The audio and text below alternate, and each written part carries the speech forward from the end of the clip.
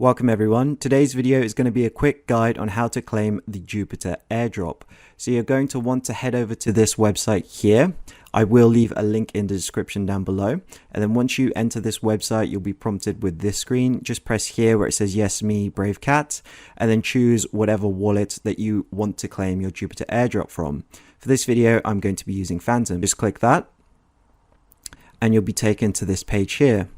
Alternatively, you can navigate to this website by opening up your Phantom wallet and then clicking here where it says Jupe airdrop starts 10 a.m. Eastern Standard Time.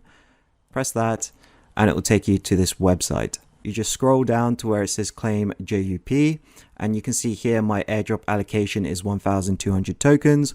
All I need to do is press claim JUP here and then press confirm. So this will cost a little bit of SOL in order to do so. So just make sure that you have SOL in your wallet in order to actually claim this airdrop. And as you can see here, the JUP tokens have now arrived into my Phantom wallet. And on the screen here, it says claimed 1,200 JUP. And then if you want to sell your airdrop, you can head over to jupe.ag, press connect wallet.